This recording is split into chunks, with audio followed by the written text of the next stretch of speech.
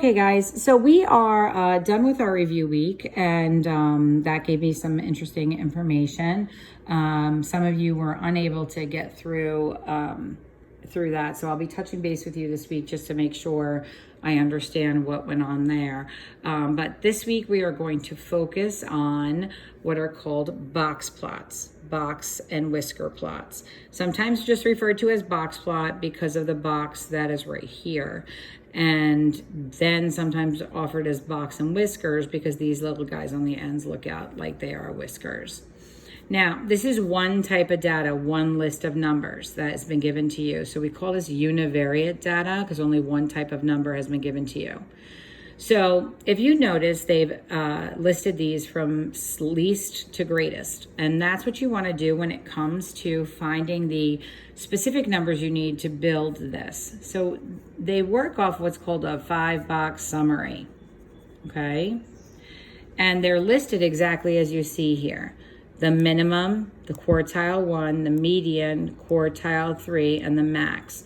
Those are your 5 pieces of information you need so that you can fill this in, okay? So I'm going to just write these numbers over here and so we can manipulate them without really messing up that screen too much. And then I'm going to do a write over on that. So let's come on over here and see what we have. So we have our smallest number or our least value and our greatest value. So the nice thing is that you can always tell what your min is and you can always tell what your max is, okay? So those are done.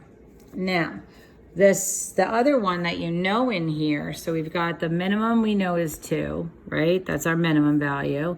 We know our maximum value is 14, okay? And the median's the one we're gonna find now. So if it's an odd number of pieces of data, then there'll be one piece of data standing alone in the middle.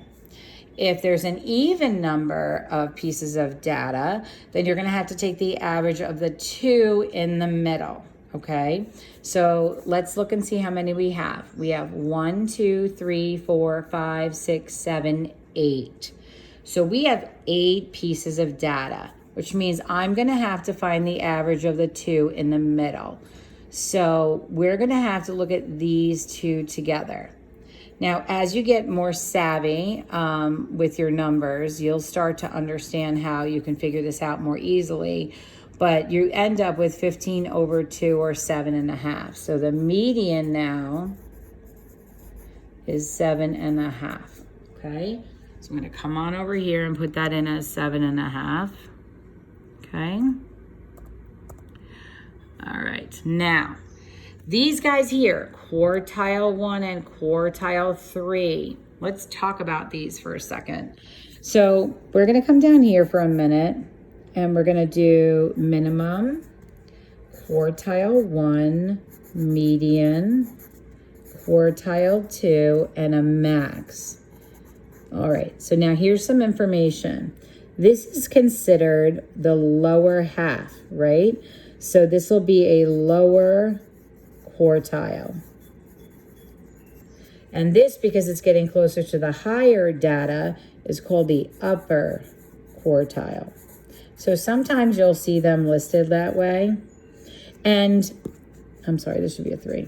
The median, it's not as though they go from, quartile 1 to quartile 3. Quartile 2 is your median, okay? So we know that the minimum is 2 and the maximum is 14 and the median is 7.5. Now, if we talk about quartiles, you should be hearing quarters, right? 4 sections, quadrants you've heard of. If I were to take a circle and I asked you to cut it in half and then I wanted you to make it in quarters, wouldn't you take a half and slice it in half again? So that's kind of what we're gonna do here. Remember that 4 quarters equals $1, right? Now, when you look here, because there is no piece of data that is actually a median, you're gonna actually account for all data pieces below. So when we go to do our quartiles here, we are now going to find the median of the lower quartile and the median and lower half and the median of the upper half. which is how we do it. You take the first half, put us at 7.5. That guy sits between these two numbers. So now you don't use the median when you're looking at your upper and lower quartiles, okay? But because 7 is not the median, he will be included in the lower. And because 8 is not the median, he will be included in the upper. So I have 1, 2, 3, 4 pieces of data. So I'm gonna have to find the middle of these two. 4 plus 6 is 10. 10 divided by 2 is 5. So quartile 1 is 5, and that's going to sit in between those two, sometimes referred to as the lower. Now when I look here between the 10 and the 13, so that one's going to be a little trickier because it's not all even. So I have 10 plus 13, I'll divide it by 2. So we have 23 divided by 2, which will be 11.5. So quartile 3, which is the upper because it's closer to the higher pieces of data, would be 11.5.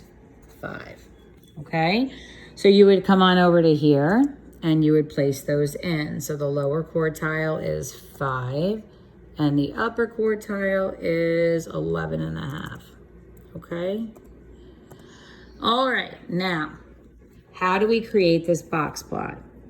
Now, just so you know, before we go any further, let me just kind of sketch something here for you.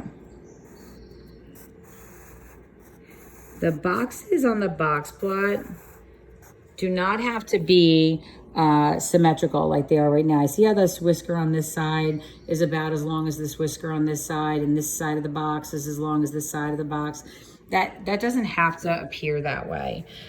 So what I want you to understand is that between the minimum, this line marks quartile 1.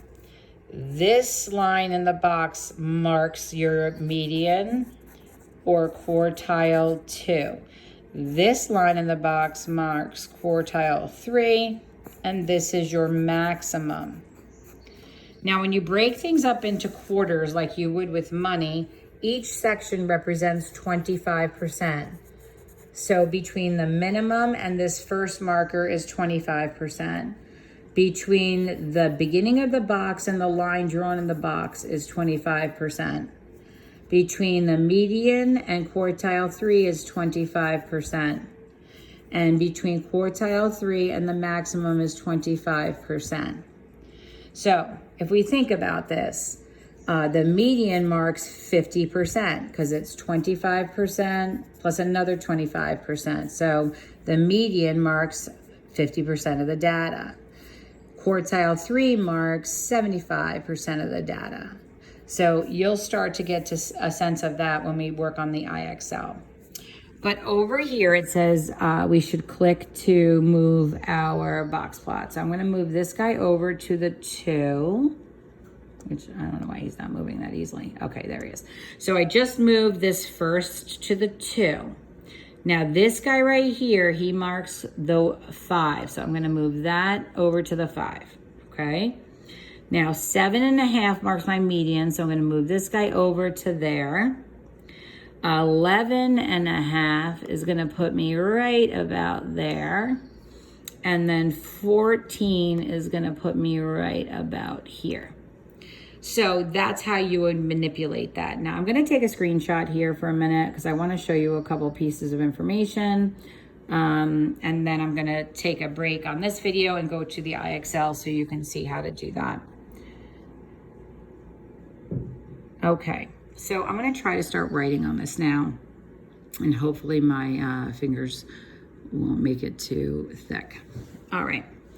So what I want you to understand is this guy marks the minimum, but between here and here, that is 25%, okay? This box in here marks 25%. This guy right here between the median and quartile 3 is 25%. And then this section here is also 25%. So when we're looking at this, if I asked you what percent, and let's say these are, I don't know, what kind of scores can we make these? Let's make these a number of baskets somebody got. when they were shooting baskets. So the question might be, what percent of people got more than 5 baskets in? So 5 marks quartile 1. So more than that would be 25, 50, 75. So the answer to my question is, what percent more, what percent hit 5 or more? Then you're adding up these 3 percentages. If I were to say to you, what percentage scored above 2, then it's everybody. It's 100% because everybody's above there. If I were to ask you what percentage was 5 or less than 5, you would say 25%.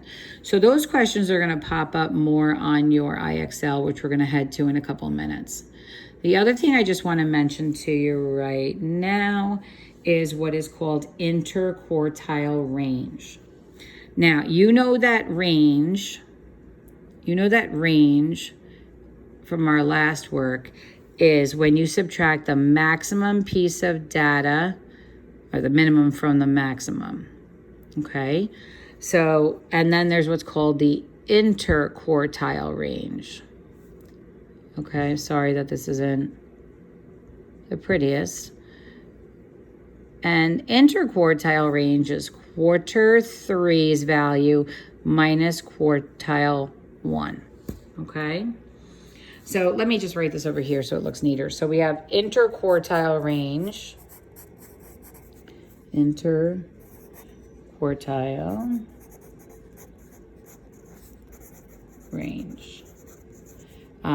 then you already know range. So in this case, let me just fill in these values here. We had 5 here and we had 11.5 here. So the range would be, the maximum piece of data is 14 and the minimum is 12.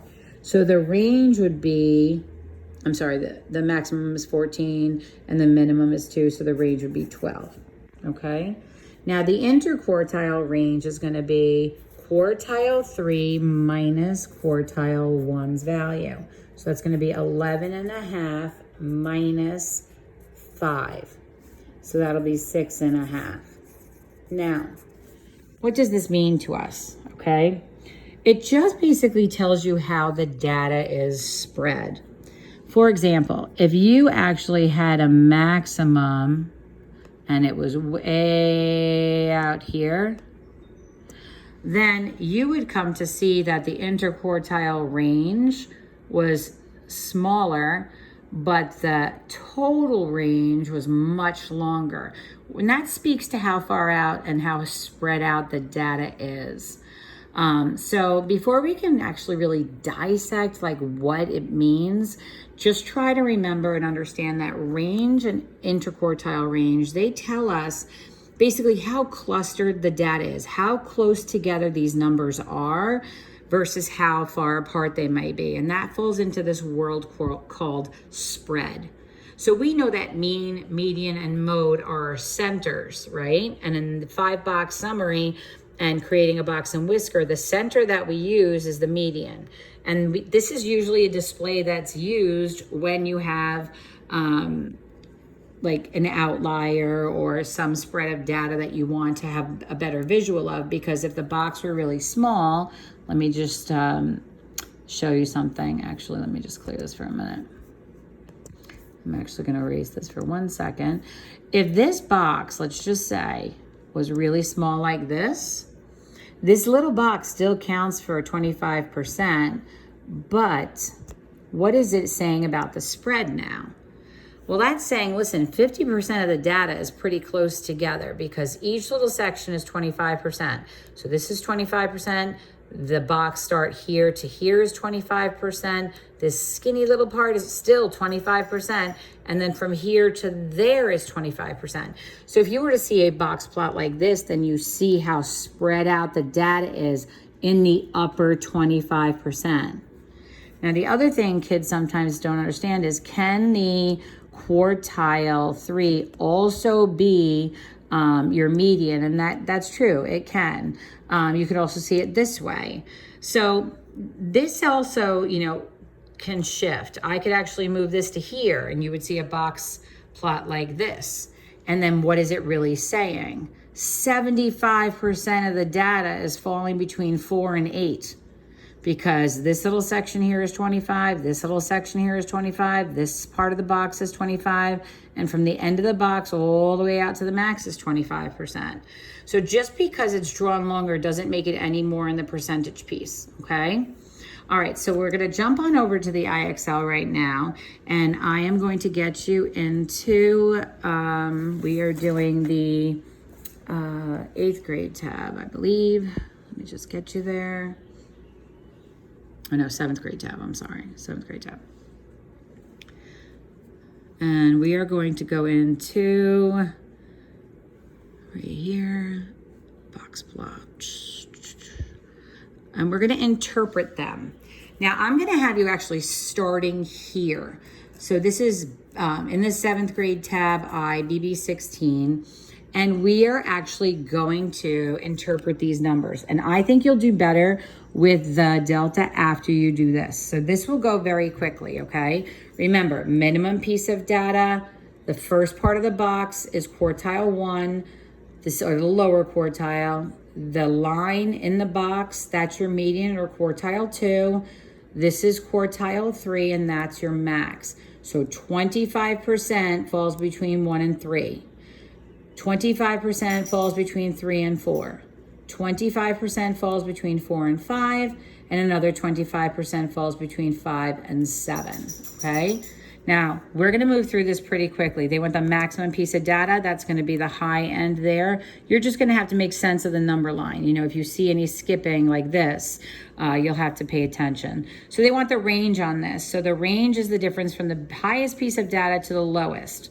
So I know that this is 20, this is 40, 50, 60, so that's 70. So 70 minus 20 is 50. So that's telling you about the spread. Now, lower quartile is the same as quartile